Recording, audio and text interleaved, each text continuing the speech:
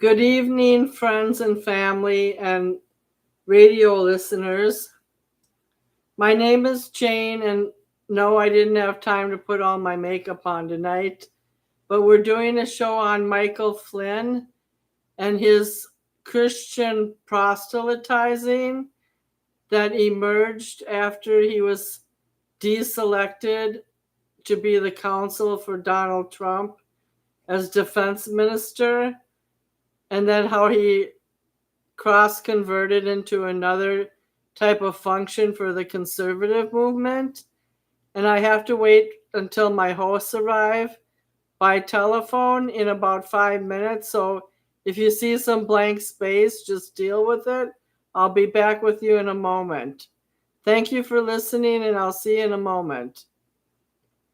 I got to make a side exit.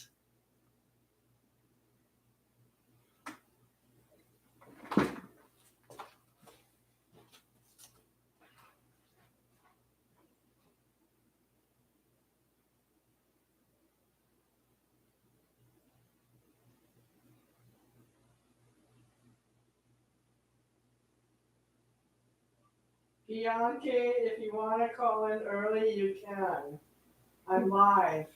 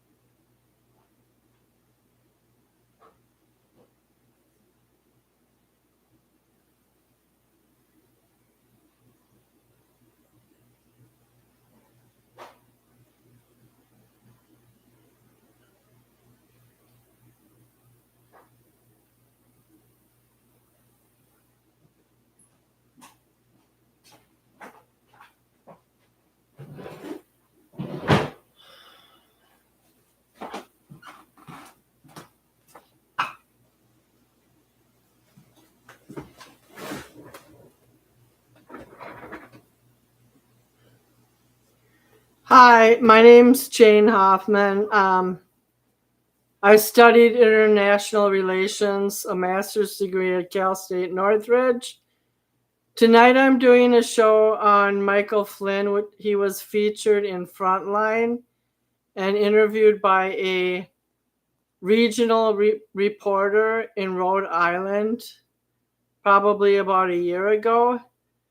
The significance of this type of political campaigning is that we have a former defense candidate and a general of the United States military who made it to a high rank. And I think I like this lighting better without showing my non-makeup. But anyways, he did not get chosen to be the defense minister for Donald Trump due to some money-raising tactics that he used in Russia. In Russia, he was chosen to be a speaker at several engagements in which he made money, which created a conflict of interest. So he was dethroned from the defense ministry. Okay, I'm going to take this call because it's one of my callers. This is Jane. Hello. Hi, you're live on the air with me. Oh, okay. So I'm going to have to add other people, as they call in. And I'm hoping I'll be successful. But All right. I'm just doing a quick intro if you can tune in. And then I'm going to put you on mute for like 60 seconds. And then I'm going to explain what the topic is, and then we'll go from there, okay? Okay, sounds good. I'll put myself on mute. No, I'm going to put you on mute, and then I'll unmute you in 60 seconds, okay? Oh, okay. Okay. So tonight, I just realized you won't be able to hear me. So put yourself on mute, okay? Okay. So tonight's topic, I was watching a Frontline documentary on Michael Flynn, And the reason I chose it is because I had watched two other. Last week we touched upon. I don't think you were here last week, but it was a good show. We did a show on voter inequity in 2020 and how Trump started out in this small town in Michigan saying that there was voter fraud, when in reality it was human error and the county clerk forgot to put a name on the ballot. So then I was watching a few of those kinds of episodes about what was the real debate behind the 20 and 20 inequities. And then I skipped over to a feature documentary on Michael Flynn, who was supposed to be our defense minister, but he was pushed away from that possibility because of the fact that he took money in Russia for speeches. Anyways, to make a long story short, in this campaign coming up in 2024, he's been proselytizing with his Catholic faith about how citizens should vote and respond based on their religion. And what he does is he goes into these church meetings, these church type meetings, along with other radical Trump believers. Well, the left considers them radical, but the right doesn't. And he talks about his faith based religion and how his Catholic faith is tied into his patriotism, and that if people don't believe the way he does, basically, then they're not patriotic. So in other words, if you were just a secular standby person, you would think that those people listening to the speech or sermon, whether it's in a public venue or in a church setting, that people who don't comply to his belief system are either wrong or they're misguided. So now you can pull yourself in, Suzette. I didn't go into the whole philosophy. I just gave you an overview. So, Okay. what have you ever heard Michael Flynn speak since he was? I can't remember the exact position that he was chosen to be for in Trump's cabinet, but I think it was the head of the defense, right? No, actually, I believe it was going to be his advisor. What's the person that's next after him besides vice president? Let me see. Yeah, I can't Google it right now because I'm on YouTube live. Okay. I think it was called something else. Oh, I think it was the National Security Advisor, right? Yeah, that sounds about right. Yeah, so what I'm saying is then I went into this very laden documentary on Michael Flynn's life, and his mother was a Catholic and a devout citizen of the Rhode Island area. And I think she was the state chair of the Catholic pro-life movement. So like from the time he was age 14 on, he would go to these rallies, including in DC, for pro-life. And a couple times he even drove the float, like when he was 16, 17, and 18. So I'm not saying that he was indoctrinated in a bad way, because a lot of people purely believe in the pro-life movement. It's their mantra. But his mother was a huge influence for him.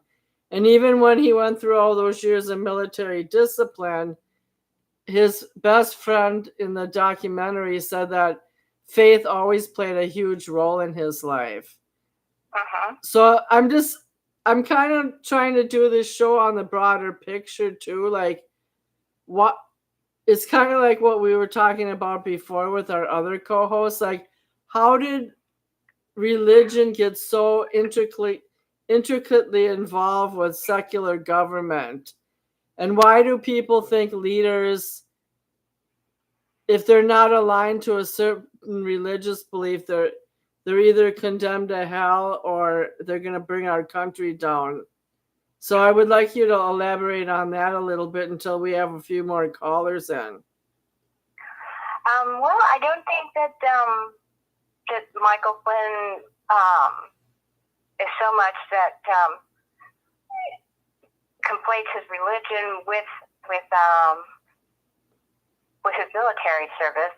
The military service actually, as far as pro-life goes, I don't know. Well, do you want? What you're trying to ask. I think I should play a clip. I think Okay. I should play a clip of Michael Flynn and his new modified belief system, because it's kind of as it's really super radical, you know. And yeah, I'm just gonna play a clip, okay? Okay. So just let me get to that.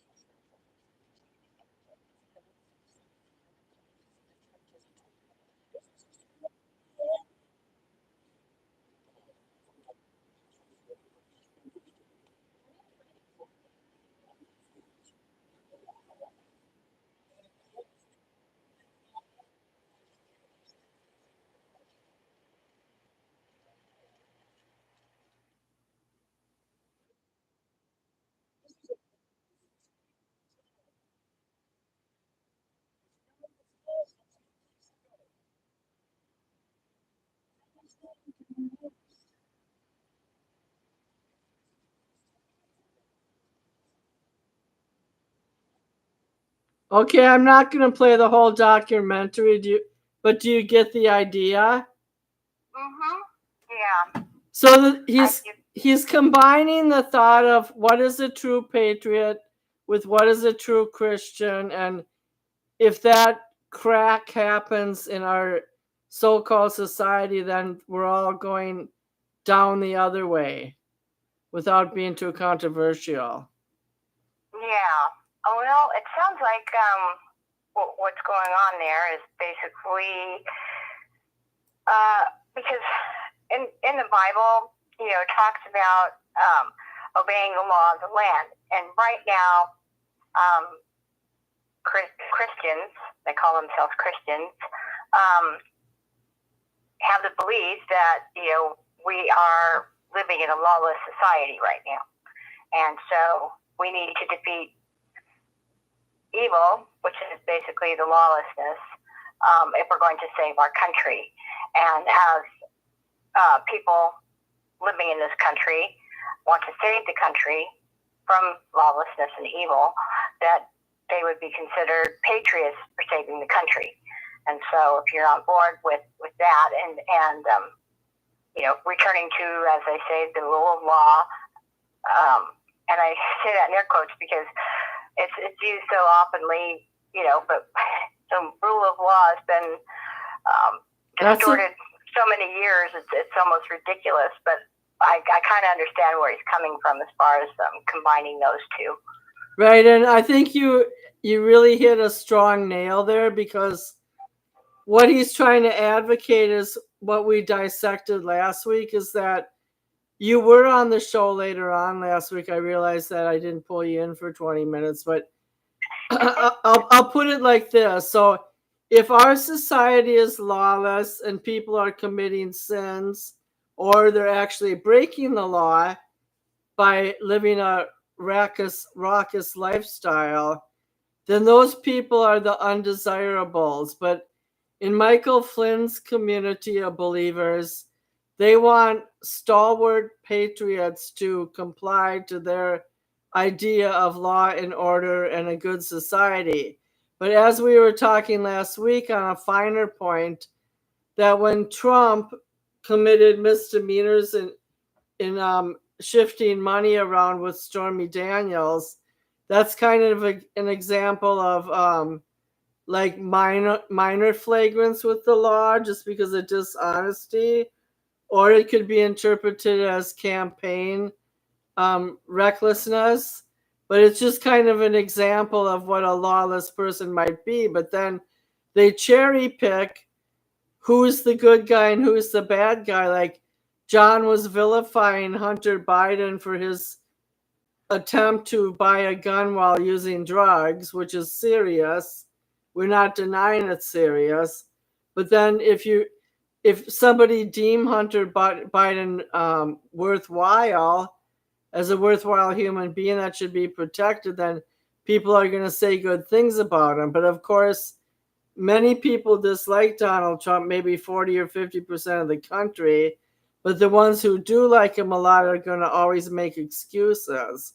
So then the lines get blurry about who's lawless and who's lawful. Do you agree with that? Yes and no.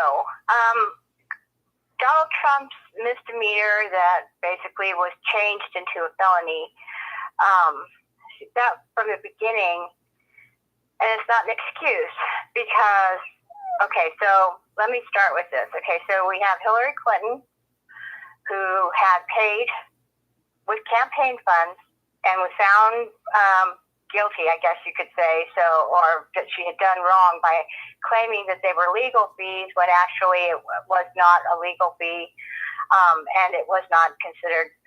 Are you talking about her emails? No, I'm talking about the dossier. Oh yeah, the Christopher whatever. Yeah, and she knew that that was, okay, she paid Fusion GPS, who is not a legal firm. It's basically an action committee or an action group, to come up with that dossier that ended up going to the FBI. And they all knew basically it was not true. But they had started their Russian investigation as far as saying that Trump was working with the Russians and all this other. And so they had investigated him and they had tapped his people, his campaign people, and then they had tried to impeach him on that when they knew that it was nothing and it was true and who it was paid for. So, and you could consider that. I didn't know she paid. I didn't know she used campaign funds to obtain that packet of information. Yeah, here I'll look that up while we're talking here. Go ahead with. Why don't you do your full analysis and then I'll chip in. Okay. So with that said, all she got was a fine for that. So Trump did the same thing, but not quite in the sense that. John, I'm adding you to the phone call. Okay, hold on. John? I gotta get Suzette back on the air. Just a minute. Suzette? Owen was actually what they said they tried to cover up, which was the hush money to Stormy Daniels. But since it's not covering up hush money because it's not illegal to pay people to not talk about something, that's what everybody on the right was upset about, because it's like, how can you cover up something that's not illegal? Right. John's on the air now, Suzette, so can I bring him up quickly to snuff so then you can finish? Go ahead. Yeah, so John, can you hear both of us? Crystal clear, actually. Yeah, so for the first time in my life, I'm on a conference call on my phone with two different people, and there's either going to be Don or Bianchi. So far tonight, we've analyzed Michael Flynn, the former National Security Advisor, his conversion to radical Christianity, and how he's combined that with campaigning. And John, what we did is we talked about his promotion of patriotism mixed with Catholicism and trying to reinforce the idea of proper patriotism and citizenship. So then Suzette and I got on the phone together, and in the last 10 minutes we're talking about, she brought out a good point about lawfulness versus lawlessness and how people can be perceived to be lawless or lawful. And then she was using Hillary Clinton's dossier in comparison to Donald Trump's wrongdoing with the other lady, like we discussed a week ago. But she was doing it from the conviction of the on how serious and weighty the crime was. So we're gonna let her finish, and then you'll chip in, John. Okay? One moment, please. Okay.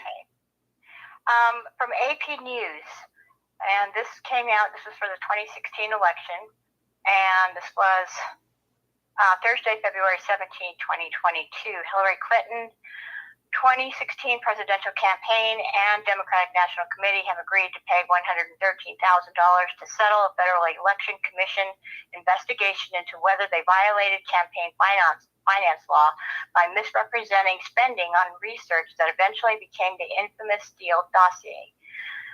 By intentionally obscuring their payments through Perkins Coie and failing to publicly disclose the true purpose of those payments, the campaign and DNC were able to avoid publicly reporting on their statutorily required FEC disclosure forms that the fact that they were paying Fusion GPS to perform opposition research on Trump with the intent of influencing the outcome of the 2016 presidential election, which was the initial complaint, how that read. And so she got in trouble for that. All she got was a fine when we know that what that Steele dossier had caused as far as the interference even with presidential duties of President Trump by keeping him tied up in the news with stories that weren't true about Russia. The committee hearings that they were having about the Russia thing, the impeachment that they had about Russia thing, when they knew that none of it was true. That caused a big deal as far as it could have influenced the campaign against him. Definitely still hangs in the air because people are still talking about it as though it were true, and it's not. What Trump, and as far as her marking down that it was campaign, what did I say? It was opposition research. Okay, she had documented it incorrectly in order to deceive the public. Trump, there was nothing for him to deceive the public about as far as the hush money complaint goes, because people pay all the time to have either stories killed or for people not to talk. It's not illegal to pay somebody not to talk, but he didn't do anything in order to interfere with anybody else's campaign, presidential campaign. She did, and she got a fine. What he did, and now they're talking about, it's the first time, so he may not get jail. He may get jail. This whole trial that they had. I have a quick question though. Mm-hmm. Remember when Steve Bannon was in the picture and he collaborated with the Russians to start a social media campaign and lock her up, Hillary Clinton? Even though that's like smearing someone's name, is that illegal? Smearing her name? Well, not really. And let me just say this: I don't know anything about coordinating with Russia on that. I haven't. It was proven. It was proven the proof was in a documentary I watched, but I don't have the name of the Russians. I don't have that stuff. Okay. Could it be the same Russians that they said that they were going to charge with interfering with the campaign, but they never did ended up charging because those people were Well, the thing is that Zuckerberg got in trouble too, because he allowed on Facebook Russian penetration of an American election. So he got in trouble too. I don't know. I don't know if he got fined or slapped on the hands, but it was some kind of not a FCC like a radio, but some kind of violation like that. Okay, well, let me bring it back to Trump, because you asked about Trump, and so I'm trying to explain the difference between the two as far as... Go ahead. The court going after Trump for the same thing that Hillary did. She did not let the FEC know what money she was spending out of her campaign for this Steele dossier. Trump marked it as legal counsel, or that he paid for legal expenses when it should have been campaign. That's what they're saying in the court. And so they both did the same thing, but the only difference is that Hillary Clinton's misrepresentation of what she paid for actually did interfere with the presidency versus what Trump did. And not to mention also that what they're saying Trump did happened after the election.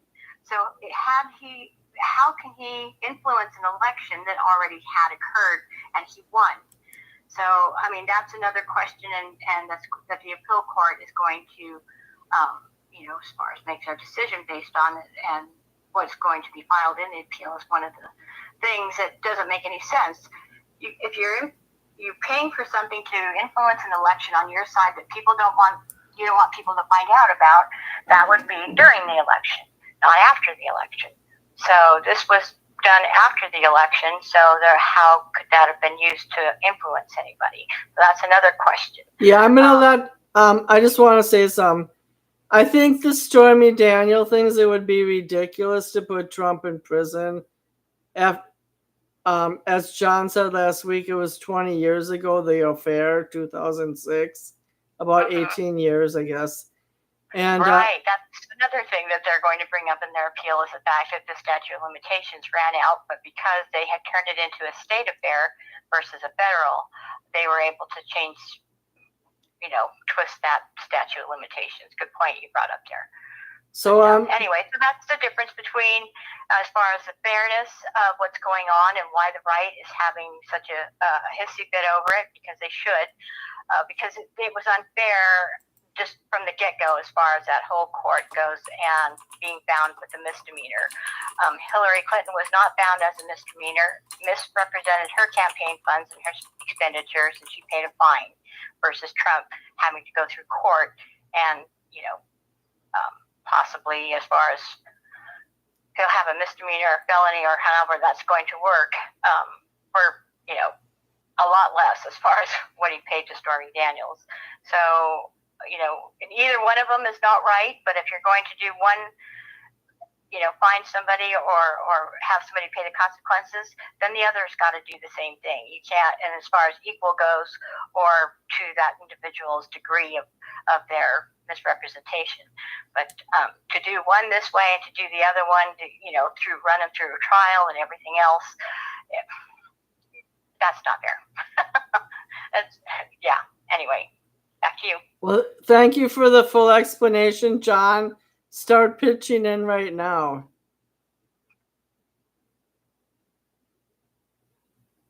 John Yoder.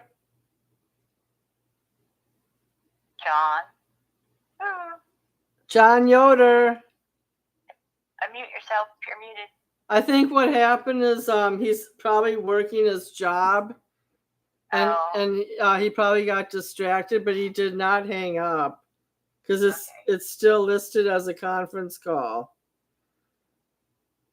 Yep, he's on hold. Okay, John, you're on hold. I have to figure this out. Just a minute. John, can you talk?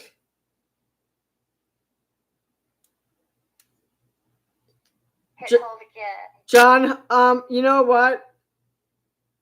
Let me put you on non-hold.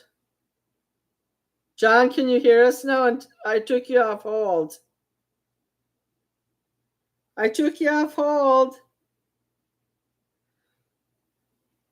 Call back in then, because I don't got time to dilly-dally. Okay, anyways, I think he put himself on hold too. So I'll just go with my line of thinking. So my whole thing is, why did this get so complicated? Like, and why didn't they already impeached him twice when he was in office. So why did the Stormy Daniels thing come so late in the game? Well, I mean, it's obvious to the right and to reasonable people, even on the left. Just one more thing to keep him tied up from campaigning or anything else, and put him in a bad light. When you hear 82 indictments or whatever it was in the beginning, it's like, ooh, we knew he was up to something. We knew he was a con man, a criminal, this and that. And, when in election season, when you're running up against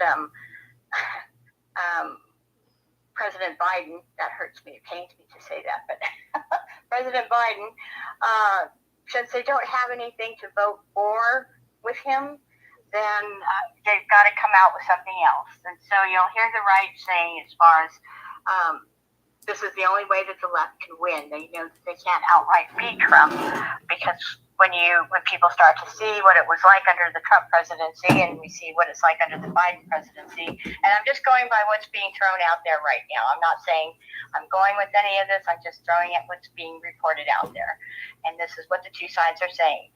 Is life better under the Trump or under the Biden? And so I think is what they have. I can tell you what I think when you're done.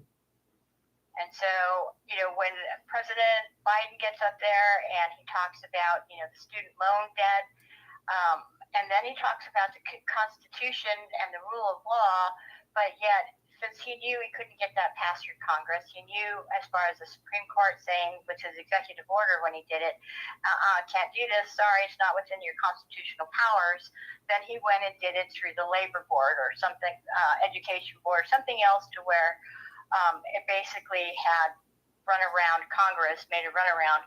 And then people think that that's so great, but it's not only not great because he subverted the Constitution, which he is supposed to be all about, but also the fact that it was only for government workers. So all the big numbers as far as how many students that he's helped, it's only for government workers. When you read the bill itself, or his initial executive order, and then what that other Board of Education had put out, it's only for federal workers. I have to interrupt you a minute because I was involved with that.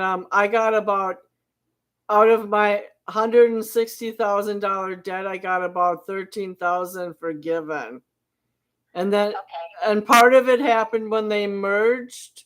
They merged my Mohelia loan with my Navient loan into one consolidated loan under the federal government, and somehow I got $13,000 forgiven. I don't even know if that makes sense, but I was only working for state. I was working for Duluth Public Schools. I wasn't a federal worker. Okay, so people who also were in certain professions, I guess you could say, that were going to school or completed school, and that would be either in the healthcare field or the educational field, and there was one other field. And so those type of loans had loan forgiveness.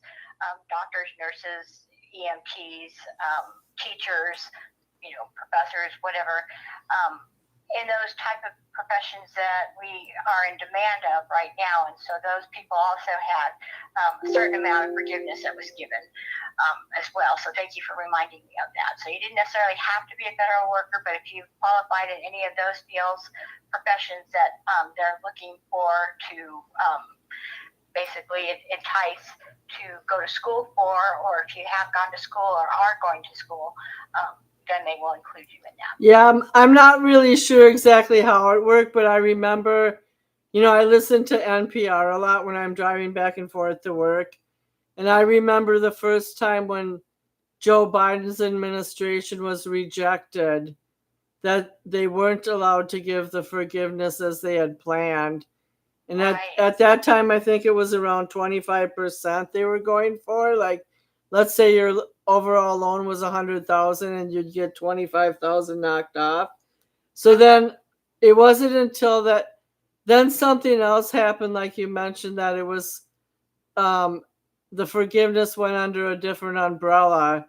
But the fact is that after I consolidated my loans and I worked at a school, and technically I didn't push it far enough. Like, if I would have told them that I had 2 vitreous eye hemorrhages, and I had one actually, but 2 laser surgeries and medical problems and blocked vision, I probably could have gotten a lot more. But I didn't yet because I haven't had time to deal with it. But you're pretty much on the hook. Since I'm still working a lot, I make it between $40,000 and $50,000 a year. I'm still obligated to pay that loan. Like, I'm not going to get off any hook until I dropped only to Social Security. So They don't let you off the hook. You're stuck with them until you can try to pay it all off. Okay. And I'm just talking like I'm a regular. I'm not even blue collar. I'm somewhere between blue and white. But like it's not a joke. Like you're on. I just have to get a lawyer or something because I really don't even know what I'm doing with it. But the fact of the matter is that people did not get off the hook, and I got I got less than 10% off the hook. I got like $12,000 to $13,000 forgiven. Oh, John called in again. Hold on. Oh, John Yoder, just a minute, okay? Okay. Suzette, can you hear us? I can. If I could just say one more thing before John comes on, to kind of tie a knot. Yeah, John, eliminate your background music and don't hang up. I just want to say, okay, so, the student loan forgiveness program undoubtedly, gave people some breathing space.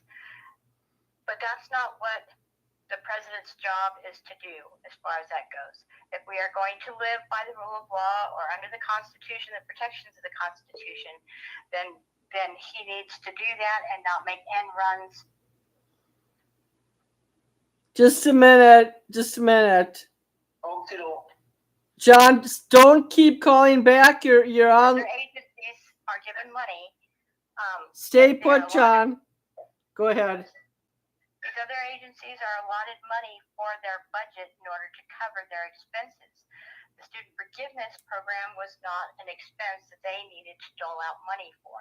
So, if we're going to follow the Constitution, like President Biden's always talking about, his administration's always talking about, and then does this, what does that allow other presidents to do when they want something paid for and they know that they can't get it by Congress? So they'll go and do their little end run around. So, either everybody can do it or nobody can do it. And by the Constitution and our documents, we're not supposed to be doing that.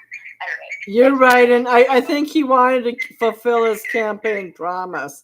John, could you talk now? Oh, yes. Okay, Suzette, thank you. And go ahead, John.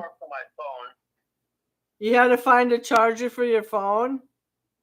Yeah, I'm doing a double gig, and so in the transition, I was going from one house to another. So I need some cords, and it's kind of like when you're on the road. Like it's not everything's set up the way things are at home. So I got a cord, got some power. I was on like 5% phone power, so that's what happened.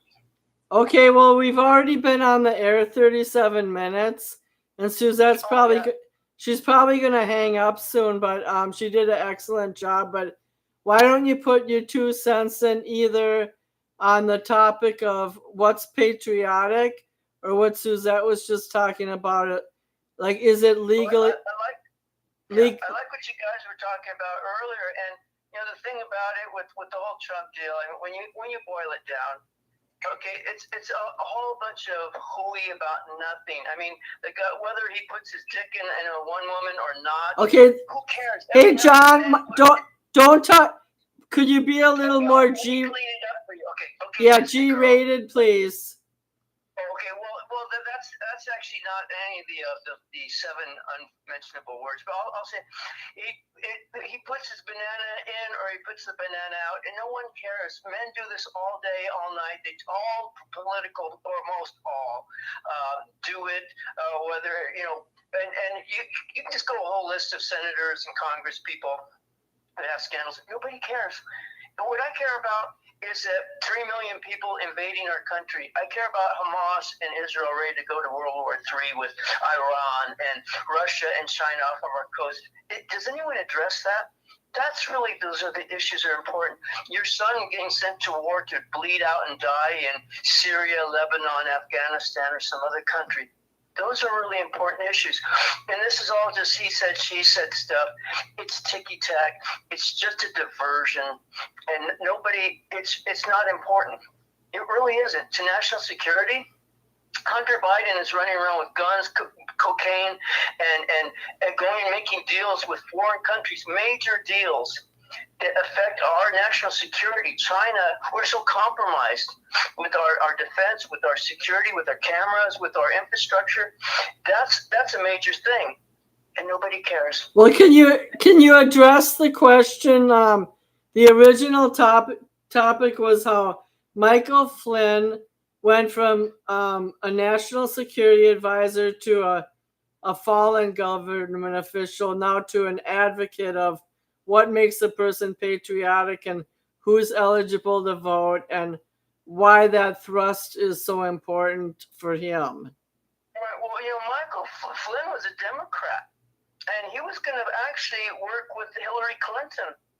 If you know the full story, he worked with her in Benghazi when they took out Gaddafi and everything. By the way, on 9/11. It was a 9/11 when they did that too. It's something about 9/11. Same thing with Bush. Herbert Walker said on TV on 9/11, a few years earlier, this is the New World Order. And I mean, it made me, at that time, I was, younger person, I jumped out of my seat like he just said New World Order. And he likes that. But anyway, the point is that Flynn was going to work with Hillary, and then Trump approached him. He decided to go with the Trump people. So suddenly, Donald Trump was a Democrat for years, but because he's a Republican, now he's evil. So they set up Flynn before he even he wasn't even in office. Did you know that Flynn was in the military 30 years? So he probably worked with. He worked with a lot of people. He worked with everyone. That's come Trump lobbies because you got the whole history working with Hillary. The dirt with Obama. All this stuff. Bushes. Everyone knows the whole 9 yards. So I want this guy working with me, and he can. And Flynn came up on stage and he did the infamous lock her up, and because MAGA was on fire, and at that point they decided he's got to go down in Comey. They set him up, and you can. But John, the locker up campaign started from a Russian political strategic person. The whole thrust of that was started with a Russian group. You know what Russia does, as well as China, as well as we do, is they go to all sides. They go to both parties, and they independents. They go to the Black Panthers. They go to everyone, and they try to infiltrate. They say, hey, let's make a deal. Hey, we can help you. And they get both sides working against each other. So whatever they offered Trump, they offered Hillary. Whatever misinformation they gave through. And the thing is, you're still buying into the fact that, it's Russians, Trump's working with the Russians. If you really do your research, you'll see that they couldn't track anything to Trump. They tried to set him up with setting up. We're not on that topic tonight, but I don't. You still believe it. You still believe it. No, I don't. Oh, you don't? Okay. I'm just checking. No, I don't. But I do. One thing that I watched in a documentary is that the Russians approached Trump about the locker up thing with Hillary, and they didn't even think it was going to be successful, and it was. Suzette, would you like to jump in, Suzette? They pitched it to Trump, but understand the whole idea of Russian collusion started with Hillary Clinton. She put it in a memo. She said, this will work. This will distract. Let's do this. Let's use this tool. And she started the whole thing. And to this day, you ask any person, Trump and Putin, they're best friends. Both Hillary and Donald Trump suffered under James Comey. They both got examined by him, and they both had political setbacks by Comey. They did, but Hillary didn't have 34 felonies. He switched her. She did commit felonies, and he switched it to it was like misjudgment.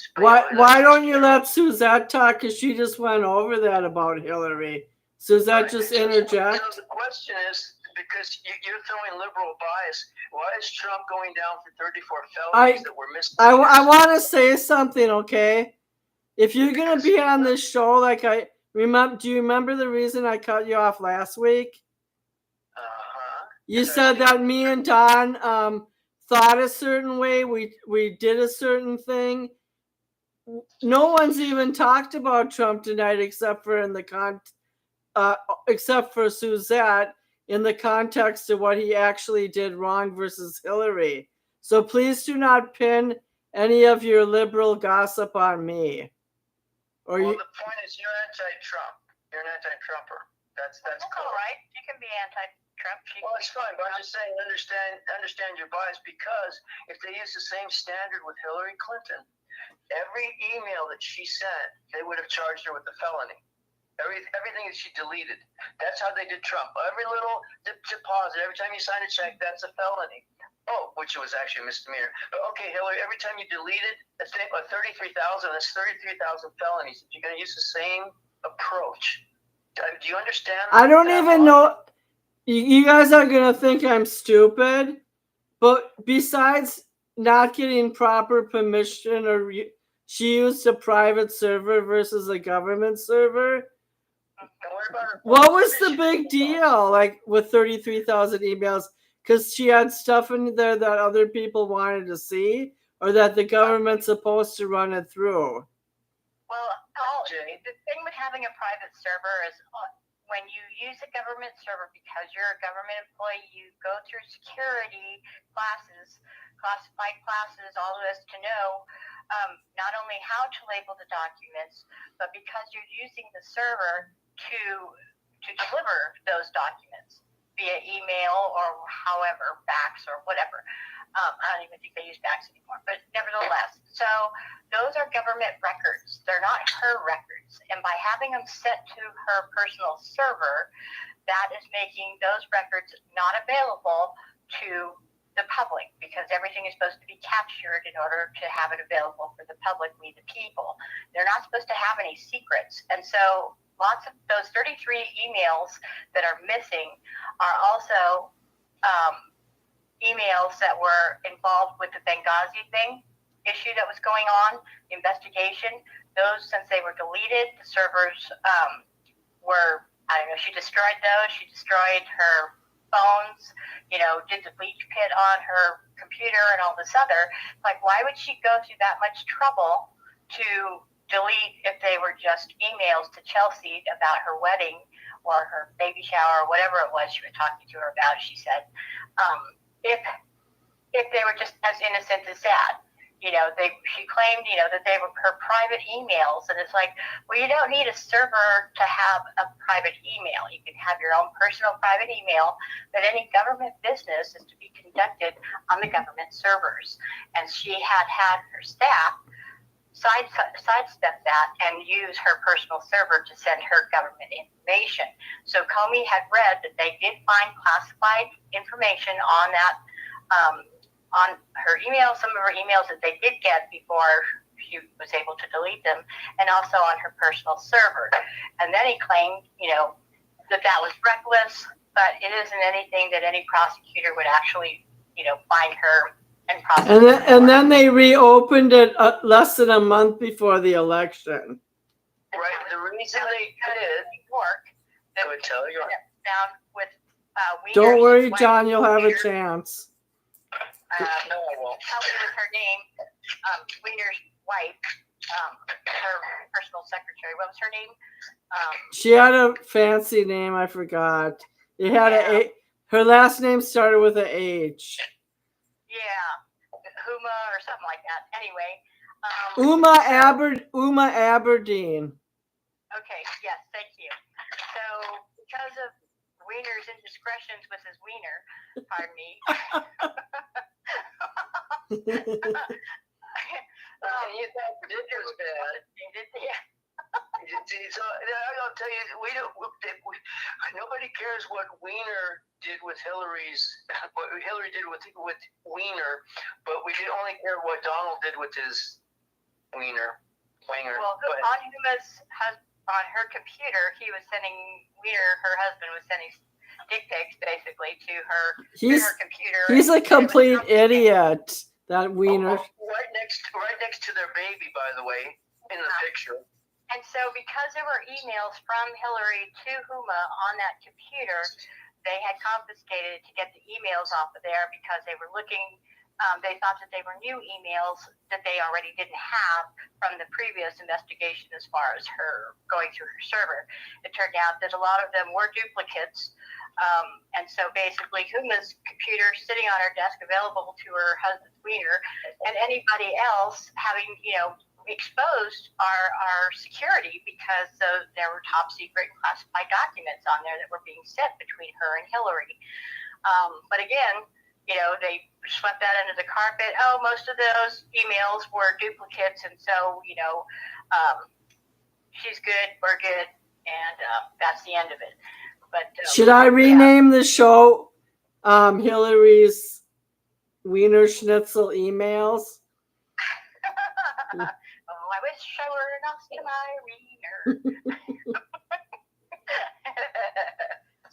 Well, John, you can talk now, so you won't think that you're being choked out by liberals.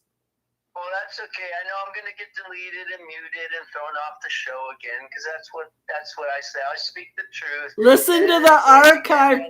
Listen to the archive and up my ratings on YouTube. Try that. Well, here's the thing: is Did I not speak truth? Did I not speak truth? Tell me. Totally. But what I'm saying is, when I start to, the thing is, I'll say something and it's never responded to, and that is okay. Every time she smashed the phone, isn't that a felony? Destroying, government information, classified information. So why wasn't she? Where's the outrage, Jane? That we didn't charge her with a lot of people were mad about it, John. A lot of Americans were mad about it. Are you mad about it? For that information. I'm not mad because for a long time I was dismissive of it because I thought, what's the big deal? They're just emails. You still don't know what the big deal is about it. Like, oh, yeah, I do know the big deal now.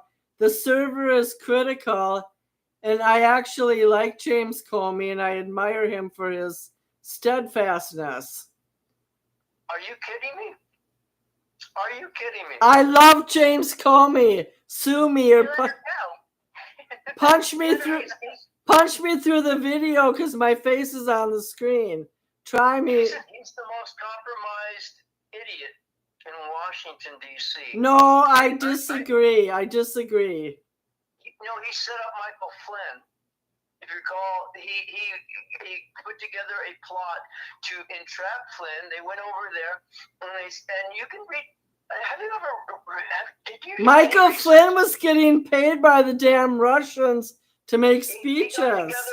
He got together with the three of them. There's Rosenstein, and there was the other guy. Yes, there was an excellent documentary. I'm tired of telling you guys how it all went down, and you wouldn't listen. And then you go back later and go, "This is what happened." They said, "Talk to him. Don't get him upset. Act like it's friendly." They sat down. They went into Flynn after the first week, and they said, "Hey, we just want to talk to you a little bit." And Flynn said, "Do I need an attorney?" And he said, "Oh no, don't worry. Don't worry about it. This is on the record." And then they started asking questions. So where were you?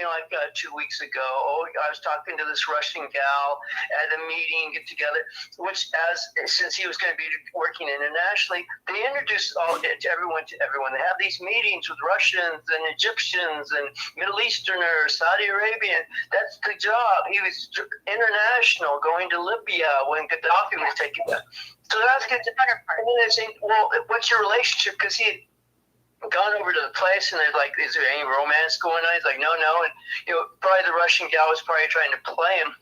But the point is, then they start filling in because he said, "Well, I think this was date or time," and they said, "Oh, actually, it was this date, this time." He's like, "Oh, so you basically the transcripts of like my phone conversations or my texts and emails and things." And then as it's going on, he's going like, "Okay, wait a second, this is like a little." It's getting serious because they're asking him questions, but they still say, "Oh, hey, we'll talk to you later." And then the next thing they're like, "Okay, we've got you up for felony for basically lying to the FBI, federal offense." Mm-hmm. and like we're gonna hang him. The guy hasn't been on the job a week. It's not like, oh, he was there 2 or 3 years and he ordered the death of this and he blew up countries. No, he's just talking to people before his job even starts. That's his job, to meet people internationally, and then they crucify him. They go, he told 2 lies or 3 lies. Same with Papadopoulos, same thing. They do the interrogation. They ask 50 questions. You say that's because they wanted to deposition Trump. Because it doesn't matter what the truth is. If you say, "Oh, Donald, is your hair really orange?" and he goes, "Yes," and they go, "No, you dye your hair. That's a felony, a federal offense." Can I tell you something, John? There's a it's kind of like it's a documentary on Netflix called The Comey Rule, and it's a dramatization of Comey's memoir. So in the I don't know what you want to call it, a docudrama, they glamorize James Comey, and that's how I felt. That's how I fell in love with him. That's how but here's the thing. Remember when we had, let's see, this dog just come down. This dog is actually, it's a female and she's humping a doll, if you can believe it. So anyway, it's like, calm down. But so anyway, here's the thing with Comey, Jane. I took you to Yoshinoya. I remember, and you reamed me out. We had lunch. And you know what we did? I read you the transcript that James Comey put under oath. And they asked him, he had all this vivid memory how I met Donald Trump at, 7:45 or whatever, how I went to his house and how he did all these questions. And then Trump said, loyalty is really important to me. Can I trust you or something like that? And he said he felt uncomfortable and that he left and he went to his car and he said, I decided I need to write down these notes so I remember this because this is very important. And then you go to his testimony, and we should have a show on your hero, and we should read off his testimony under oath. He said, "Do you remember this?" He goes, "I don't remember. I'm not too sure." He did the Bill Clinton. He had over 150. I don't know. I can't recall. Don't remember. But yet you wrote everything down in your little journal, Mr. Boy Scout. He dummied up because he knew he would be perjured, and he'd have 150 felony, federal offenses on his testimony because he lied. I have an assignment for next week.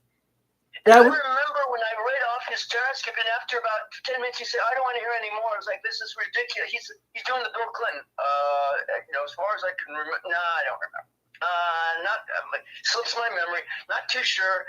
It's kind of foggy. I can't say for sure. And let's do a show on your hero, and we will talk. We'll read off his transcript if I don't know. The point is that a lot of people go in government service with good intentions and emotional pureness and high ideology, and they don't come out that way. He's part of the swamp. And he started out as a Boy Scout, so who messed him up? He investigated Hillary Clinton. He said, "We're doing just a little investigation into her, her 33,000 deleted emails." And he said, "For Donald Trump, we're doing Operation Hurricane Crossfire." That's a military. Was that the real word? Huh? Was that the real word? That's Operation Hurricane Crossfire. Jane. Good that there's some fire burning Christians even on the left. Woohoo! That's what it's called. That's what those things were called. Operation Hurricane, Operation Crossfire. I have a new one. Operation Die for Your Sins /execution. I love it, Jake. But I'm just, with this whole situation with Trump, they want to annihilate him and get rid of him, and it's just at any cost, at any means. It's just like with Hunter. They just did the thing today. He's guilty as heck, and he probably won't serve any time. And it's just 3 felonies. But again, cocaine boy running around with guns around and impregnating strippers, at strip clubs. You know what a compromise of national security that is? John, there must have been some fire-burning Republicans to even get Hunter Biden into a position in the court. Like somebody didn't give up. He got his due. Actually, he did it himself. When he was given the option to take a plea deal, he told the person, he goes, why? He goes, the system works. He goes, I want to go to trial. He didn't want a plea deal because the plea deal did offer, I mean, as far as what he was offered, to serve a little bit of time and then he'd get out, it'd be fine, no problem. Because the DOJ had basically twisted them sides, inside out, because for the charges that he was going to be charged with prior to this trial that he just had, he was told that it was federal crime and there wasn't anything that they could do with the sentencing because the sentencing is in stone as far as for this or for this or for this with the federal crimes. And he said, I want a trial. He thought he was going to be able to get out of it. Because he's an attorney. He actually, yeah. So he thought Daddy was going to get him off. Yes, he thought Daddy was getting, because, and I gotta say this, because he impregnated that stripper. He went. That's what you're really pissed about. And he was making millions of dollars. He didn't give her a cent, and he denied it. And then she said, "Well, let's do a paternity." He said, "I know it's not mine." And boom, oh yeah, you are the daddy. And then all suddenly, now she wants to find out what he makes and how much money. So this goes back to the corruption, because his money goes through the Biden. What Dad does, Joe does, he works deals and the money gets funneled. It goes to Frank. He should have done what Trump did. He should have given her hush money. Well, you see, you're trying to equate the Trump to them. Trump made his money already with his kids. He didn't need this gig. He's a major brand all over the world. So all he did was take a hit on his businesses and his kids. With the Bidens, they made all their money in government. They've never worked a day. But what I'm saying is that if that Hunter Biden creature would have taken the stripper seriously and realized, yeah, maybe I did impregnate her, then why not pay her $5,000 to $20,000 a month? Like, keep her happy. Well, again, it goes down to, that's his son. He's vice president. Even when I worked in the ghetto in Virginia, the baby daddies were smarter than that. They would have paid off the one woman who they got knocked up to keep quiet so they could keep pumping the other woman. Well, let's run this another level. Okay, so Donald Trump's son is running drugs and guns. He's hanging out with strippers. Now he flies over to Ukraine. Now he flies over to Bosnia. He goes over to China. He goes over to they go to Haiti. They go to Saudi Arabia or to Iraq.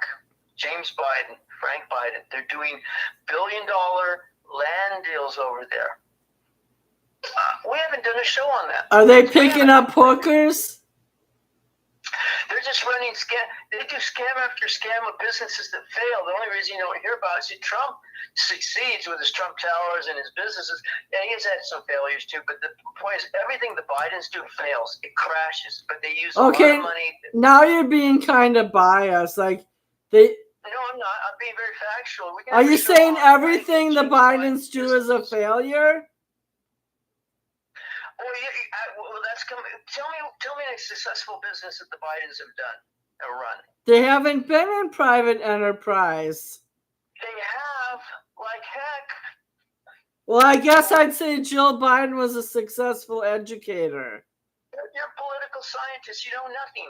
These are the people running the country for 40 years, and they're doing backdoor business deals. Nancy Pelosi's worth $117 million based on $170,000. I know that she's done private business, but guess what? I'm using my phone and my LAN computer for this show, so I can't look anything up. Well, it's okay. We'll set it for a separate show, just corruption in the political. And I'm sure we can look up what's his name? Frozen. What's the speaker? Not the speaker, but Mitch McConnell. Mitch, yeah, Frozen Mitch, the snitch. His wife does big business in China. So did you know that Frozen Mitch, the snitch, was behind getting the Supreme Court to be all conservative? That he worked for 30 years to make it happen? Yeah, but what's conservative today is not conservative. it's swung mid. It's mid to liberal. Okay, I want to throw a question out at Suzette. We've been on the air an hour and 5 minutes, and then after I'm done with that question, we have to make our conclusions. Suzette, why? I grew up in the 60s and 70s, and the abortion issue started becoming popular about 1980. Why are so many Americans obsessed with unborn children when we have living children that are not getting their needs met and poor people are generally condemned? Could you answer me that? Well, I think it's more because, okay, I'll explain both sides. One side says, my body, my choice, okay? If they choose not to keep their legs closed, even though they might be in financial straits at the time, they know more or less when they go out to a bar, they make plans to go out with their friends, there's also going to be men involved. But they don't take the precautions necessary in order to protect themselves. And it's a consensual thing. It's not a rape thing. The rape thing is a very small percentage of the unwanted pregnancies that are out there. And then you have the whole dire straits of whether to choose life, the mother or the life of the child, because the mom got complications with her pregnancy. So setting that aside, those two things, just dealing with the normal woman that's healthy and ends up pregnant and doesn't want the baby because she can't do it with her career right now. She doesn't have money right now. She's not with the guy that she had sex with right now. My body, my choice also is my responsibility. Okay? Dude is responsible for himself, but if he's able to basically smooth himself into her vagina, well, then she's got to take responsibility. She's responsible too, but if she's going to claim my body, my choice, if I get pregnant, I can terminate the pregnancy. Pregnancy to the other side is a life, and basically you're playing God when you abort that child for selfish purposes as money. You don't have the money to your career, or you just don't want children. You don't want children, get your tubes tied. That'll take care of that. You can get your tubes tied, from 18 years and up. You don't have to have a hysterectomy, which is like a major surgical thing. Tubes tied is an in and out outpatient procedure, and you're good. I know this because I had one done after my first divorce, because I didn't want any more children to have babies all over the place. After I got divorced, I had my 2 children. I was finished. So what about the woman who got an abortion because she didn't want to upset her parents? Well, that's not a reason to take a life because as soon as conception happens, it's a life. We may not identify it in scientific terms as far as a baby, but it's still a life. So, as far as that goes, you own up to your consequences. I mean, I don't know what to say about that. If she doesn't want to tell her parents that she's underage, especially if she's underage, well, it's for her parents to deal with as far as, having the baby, giving it away for adoption. They used to do that back in the day. It was hush-hush. It was Gloria's going on vacation to her grandma to go help her sick grandma for these amount of months, and she'll be back, and then she would give up the baby for adoption. But, you're looking at it from a perspective that one side is mad because it's a human life and they don't want people to throw their life away, versus the other side who thinks, don't get in my personal business, I'll do what I want. Well, there's something I'll do what I want as far as not taking responsibility for your actions. And that's basically what that is, as far as using it as a form of, contraception. If I get pregnant, I'm sleeping with this guy, I feel so good, and but when I'm not using birth control, that kind of runs through my mind right now while he's doing his thing. And well, screw it, I'll just have an abortion if I get pregnant and just hope that I don't. And it's like, that's not a good way to think. Well, you're an adult and you're having sex, take responsibility. Right. That's all I'm saying. It's There's very, another layer to this, it's too. logical the way you presented it. It's very logical. Go ahead, John. Here's a question. So a woman's pregnant, and she decides she wants to drink and do meth. What do you think about that? I've seen it. I've taken care of children that were. I took care of a 20-year-old adult who had fetal alcohol syndrome. Don't we have laws against that? I think it's absolute wrongness. Like, it's short-sightedness. But can't you get arrested for doing drugs? I think they should. I think I worked in a treatment center, and some of these people are so troubled that one girl was gorgeous. I mean, I'm talking gorgeous. She had 7 kids by the age of 36, and every one of them she was using drugs. Okay. Wow. So here's And a she question. didn't have custody of one of them. Okay, why should a woman drink and do drugs while she's pregnant? There's no good excuse. Go ahead, Suzette, because I gotta go to the bathroom. Okay. Well, she's dodging it. No, I'm not. I've been sitting here 90 minutes and I have to piss. Don't give her a hard time, John. I will. Okay. I'm not backing down to anyone. It's like I get tired of. Well, it's a tough question. You tried to have sex with me. Luckily, I wasn't in the childbearing age. She said she wasn't going to answer the question. She said she's going to go to the bathroom. So when she comes back, she'll answer the question. Anyway. Okay, well, I'll give you the answer. The answer is because it would harm the baby. Oh, it would harm the baby. Well, but we don't mind killing the baby. But we'd have a problem with her harming the baby.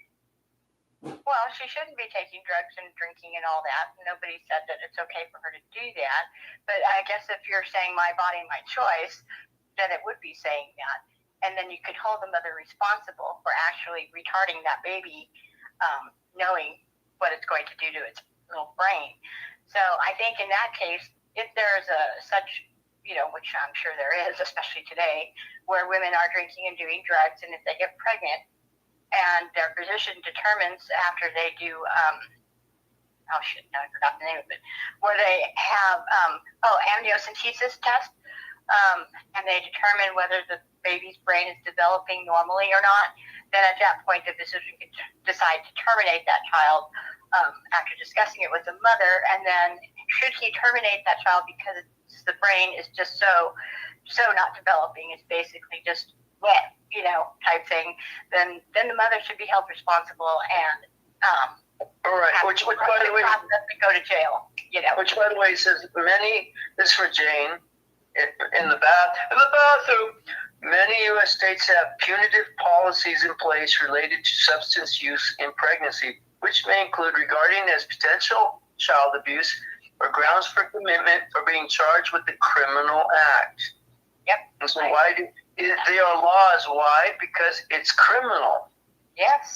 To harm the fetus, the baby. So we will kill the baby. That's even a higher form. The second reason is because the taxpayers have to pay for these abortions. These abortions aren't like they make the public support these abortion centers. And third, because there is this liberal ideology that it's okay and people having sex rampantly, we end up with single moms because sometimes they do change their mind. They keep the baby, so we have a out of control. 70% of the African American community is single mom families, which is 5 times statistically. It's like an emotional argument. Statistically, your baby or child is going to be 5 or 6 times more in prison, not finish college or not go to college, not even finish high school, and have a terrible job and have a terrible life. And that's just factual. That's not an emotional argument. I was going to bring that up. I'm back now. I will answer your question, but I wanted to mention something. If a woman goes through having a baby, and in certain cultures, it's acceptable to have more than one, even if you're not married, then that is going to create more poverty, because they are kind of using the childbirth as a measure of gaining more social services if they have more than one child.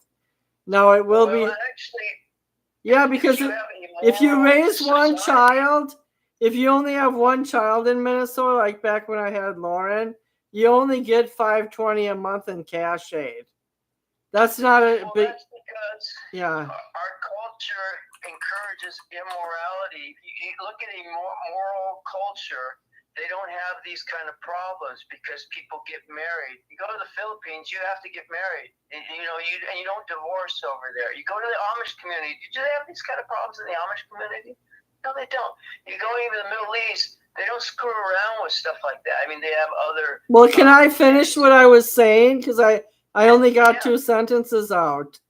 Oh, go for it. First of all, this kind of ties back in with Michael Flynn and his Christian proselytizing, that you either have to be this kind of Christian or you're not a patriotic voter. So what I'm trying to say is that most women realize, like when I got pregnant with my son, that I didn't force I only made one phone call to the dad. Like, I'm having your child. You can either be in his life or not. Like, I didn't hound him down on the street or nothing like that. So, and then I looked him up 4 years later. But the fact is you're burdened. You have a child, not necessarily burdened with a child. That child's in your life. It's gonna need consumption, like food, daycare, while the mother works, etc.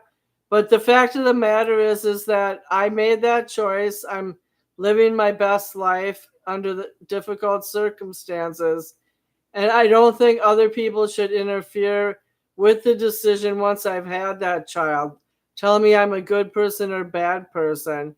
And a lot of Republicans on the right are constantly measuring and judging people based on their decisions. If they abort the child, they're going to condemn them. If they keep the child, they're going to condemn them. And there's just too much judgment passing going on in our society. Well, okay, so as far as judgment goes, if nobody knows, if you don't go blabbing around as far as my body, my choice, I had 3 abortions, then nobody's going to judge you if you don't say anything. Nobody knows your personal life. You don't say, hi, how do you do? I'm Suzette. I just had an abortion last week. Waiting for judgment to be passed on me because I opened my mouth. Keep it private. If you keep your mouth shut, what you do between you and your provider, your medical provider, is all that matters. The patient, doctor, what do you call it? Privacy. So nobody knows. But you go blabbing around. You have women, wearing aborted babies on their chest hanging or hats or whatever they are, shouting, my body, my, oh my God. Hey, do what you got to do. I don't agree with it. It's totally wrong. Voters have expressed their disgust with it, or their, whether they agree with it. And you have some, as far as pro-life people saying, okay, because states are actually going to the point of saying, if you have an abortion, you're going to jail and the doctor's going to jail, type of thing for life. And it's like, well, okay, that's a bit extreme, okay? So they don't agree with that, or even the death penalty that's been proposed in some states for actually having the abortion and the doctor that performed it. And I looked it up too, because somebody was saying that on the left. I was like, I didn't hear about that. So it didn't mean that it wasn't true. It just meant that I hadn't heard about it. So I looked it up, and yeah, there are states that have actually proposed death penalty for that. A life for a life, they're saying. And so, so we're getting in the weeds as far as that goes. But can I tell you? I'll let John go next, but may I say something? Sure. I used to work at like a nursing home assisted living, and we were always short-staffed. And a newer employee called in sick one Saturday, and I reamed her out. I said, you need to be here. Why aren't you here? We need you tonight. It turned out her 18-year-old sister had an abortion, and she was bleeding funny, or she had major stomach problems after the abortion, and she had to stay home and take care of her sister. And I felt like a heel. Like, I felt bad for like just chewing her out. Okay, so she has a baby and she kills him.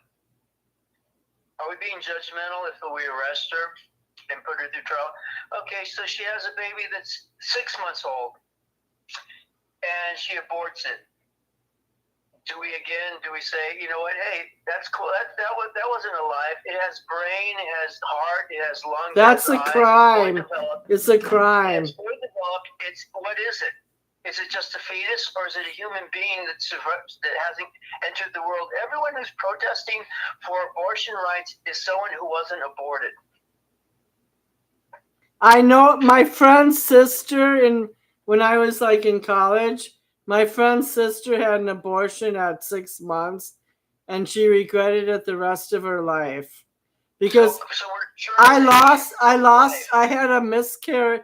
I had a stillborn at 23 weeks, and she was given a name and a funeral, and she weighed over 1 pound. I lost it in the hospital. You know, like I miscarried / stillborn, and I would never abort a child that old. Right. So at what point do we start defining life? Is it conception? Is it when they have a heart and brain and eyes and feet and they move and they smile or they cry inside the womb? We're going to have to start having respect for life. It's like, oh, I don't want to have a tough life. Yeah, oh, well, I know. Why don't you just kill your 1-year-old baby because you're going to have a tough life? It's like, yeah, that's a decision you make when you have sex. You're making a decision that I have the possibility of bringing life into this world. And now you want me to take away that, I made that choice. Now you want me to not be able to undo that choice. Well, that's, you can terminate that decision. It's called killing that decision. I don't think anyone, I agree with you and Suzette that conception life starts at conception. And nobody should even think about an abortion after 3 months. I'm not condoning or denying it. I'm just saying that after 3 months, forget it. Well, we can favor those who want abortion or not. The point is, there's a God and there's a judgment, so we can disregard that and be a morally bankrupt society. This is a bigger problem than just abortion rights. It's the morality of why are we having sex outside of marriage? Why are kids being told that they're just animals and there's no creator? Well, so Suzette covered that. She covered that while you were off the air, I think. She talked about you were on the air. She talked about people being irresponsible before it happens, like going out drinking, knowing in the back of their mind they're going to have sex and not planning for it. Now, the Dobbs decision by the Supreme Court, what Samuel Alito had said, Justice Samuel Alito said, quote, "We hold that Roe and Casey must be overruled. The Constitution makes no reference to abortion, and no such right is implicitly protected by any constitutional provision, including one on which the defenders of Roe and Casey now chiefly rely, the Due Process Clause of the 14th Amendment." And what he's saying there is basically these women that are saying, it's my right to choose whatever I want. And the Constitution, you're overstepping, you're violating my constitutional right to have an abortion. And there is no constitutional right to have an abortion. As far as the Constitution goes, it does not mention abortion whatsoever, or a woman's right to choose. That's not what the Constitution does. It says for the first 185 years after the adoption of the Constitution, each state was permitted to address this issue in accordance with the views of its citizens. And then in 1973, this court decided Roe versus Wade, even though the Constitution makes no mention of abortion, the court held that it confers a broad right to obtain one. And it did not claim that American law or the common law had ever recognized such a right. And its survey ranged from the constitutionality irrelevant, its discussion of abortion in antiquity, and to the plainly incorrect. Now I'll go down a little bit. I hope we're not. There is a conclusion in here that states that any abortion after 15 weeks. It says up to 15 weeks. Let's see. The court reviewed the constitutionality of Mississippi's Gestational Age Act, a law banning most abortions after 15 weeks of pregnancy, with the exception for medical emergencies and fetal abnormalities. And it was a divided opinion, but that's what the court had concluded. Basically, you cannot have an abortion, or it would not be legally, permissible to have an abortion after 15 weeks, because basically a 15-week-old baby could survive technically in an incubator, and because of technology that we have today, there's when do we? Here's a question. When do we believe that a person is dead?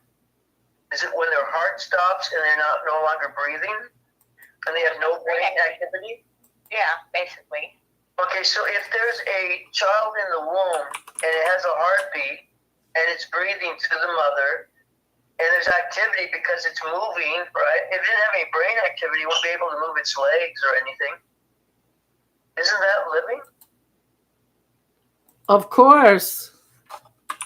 So what happens when you terminate that and you break up the body in little pieces? You're killing it.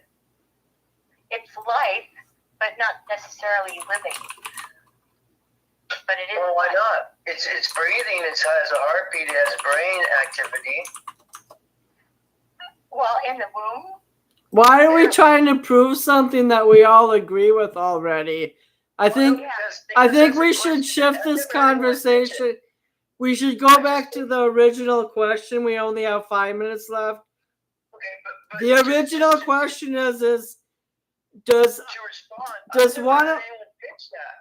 one American have the right to tell another American that they should abort or not abort? Well, the question is, does any person in the United States, a child that has a heartbeat, is breathing, has brain activity, it fully has functional parts, do we have the right to kill that person, whether in the womb or out of the womb? We've already stated more than once that none of us think that a baby should be aborted. Well, no. I've never had anyone pitch this, the fact that someone, a person that has a heartbeat, breathe, and brain activity is a human or not a human. I've never had that pitch before. Maybe you have. I haven't. If I said, well, he has a heartbeat, but... Well, there's a connectivity between the mother and the baby right away. She's breathing through the mom. She's eating through the mom, but the child is eating. It's not like, oh, this is just a fetus. It's not a person. No, it's doing everything a person does. It breathes, it eats, it functions. Well, for that matter, playing devil's advocate, a dog can be pregnant and that baby basically feeds and breathes off of its mom too. So, and that's not a human; it's a dog. Okay, so. Well, no. We only have 5 minutes left, so hurry it up. John, you said if it has a brain and it's breathing. I'm talking among humans. I'm talking when you define human. What is a human? And you have all these functional parts, and their work. In other words, when do you die? It's when you stop. Heart starts stop breathing. You have zero brain activity, and you can't breathe anymore. That's a dead person, and the body goes through rigor mortis. It's dead. This is living. Here's the point: it's living tissue, but it's life. It has all the characteristics of what a human being has. That's all I'm saying. It's a life, period, and no one should be able to take a life just because of their irresponsibility. So, and we all agree. Okay. Each person has 1 minute to tell their conclusion. Suzette, you go first since you've been on the air 90 minutes and you're probably worn out. I'm actually enjoying the conversation. You're on fire tonight. Go ahead, Suzette. Thank you. Okay, so as far as the abortion goes, no federal funds are allowed to pay for that abortion. And so California makes it so that it's on your insurance. If you have medical insurance, you don't get to decide whether you want that on it or not. You have to have it on there. California made that a law, so all Californians pay for abortions, which is sad. But nevertheless, that's what that goes. We already, I think so, I established my point of view on that, which is I do not agree with abortion. It is taking a life that really has no choice in the matter. You're taking that person's choice away to live, basically because of your irresponsibility. So as far as Trump goes and his court cases go, we'll just have to wait to see. Hopefully the appeals will review and understand and see, the wrongness of it all, and we'll just have to go from there. We have lots of people speculating on stuff that are not experts, and they should just keep their opinions to themselves, because we just have to wait and see. We don't know what these judges are going to do until they do it. We have an idea, but that doesn't mean we know. So that goes with that. What else did we discuss as far as? I just have one question. The Dobbs decision, was that the name of the decision that decided to reverse Roe v. Wade? Yes, you can actually look that up. All I had typed in was Supreme Court Justice decision, Dobbs. Okay, I'll look it up sometime this week. John, you go. It's one page. It's simple read. Oh, John, okay. You can go next. My conclusion is that you either live for God or you live for the devil, and I think it's very well defined, and people can want to deny all they want. But if you look at even what's happening with the P. Diddy situation, it's a rape situation with Cassie, the performer, who also was raped by Jay-Z and Beyonce, and Diddy's outing them. And many celebrities and politicians and money people are involved. And this is just another layer of what's going on. The whole Trump case is about this. It's about a swamp. It's about a political system that is out of control, the legal system, the law enforcement. Oh, and by the way, they also ruled today that in LA County that you can get your job back without being vaxxed. We could talk about that next week. But bottom line is we're in dark times, and people can either stand up and be counted for morality, for God, or they can compromise and follow this world. It's Luciferian. And I have no problem if people don't like that opinion, or if they think I'm not a nice person. It doesn't matter. God, this is a very cruel world, and God has created in nature some very cruel things, and even more crueler than that will be Judgment Day. And that's not, and it's a lake of fire. And I didn't create those things. That is God. People can argue with God's word, but that's the reality. And I have no problem with people unfriending me over that, because, all I can say is that choose life, choose God, choose morality, and, be at peace with each other. But if you disregard that, the consequence will be extreme, and we're seeing judgment coming down. So it's all a circus. Enjoy the circus. Okay, my conclusion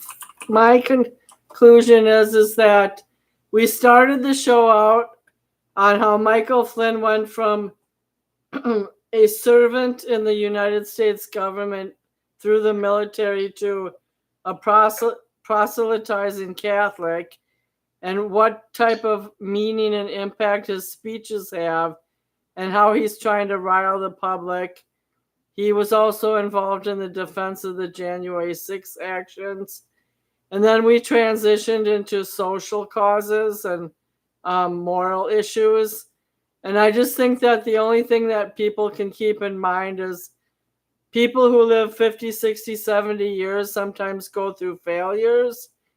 For example, one of my someone I've known 10 years just joined a new treatment plan for a different kind of addiction that I didn't know about. And we also have to be considerate of people who are on the road to righteousness, but they're not quite there. And the dividing line isn't always black and white. So hopefully people will make their best choices and live their best life according to the scripture. But for those people who never got preached the right message, we need to be a little more calmer and sympathetic. Okay, good night, you guys, okay? Good night, Jane. Good night. Give Lolo a hug. Okay, we played a game tonight. All right, good night, y'all. So I just wanted to say that those are my two friends who are on the line, and they have different viewpoints. One's more center-minded, and the other one infuses religion into politics. I don't like how there's too much finger pointing nowadays in the public, and people are judgmental by every action, and that gets on my nerves. With that, I'm ending the show. Hi. You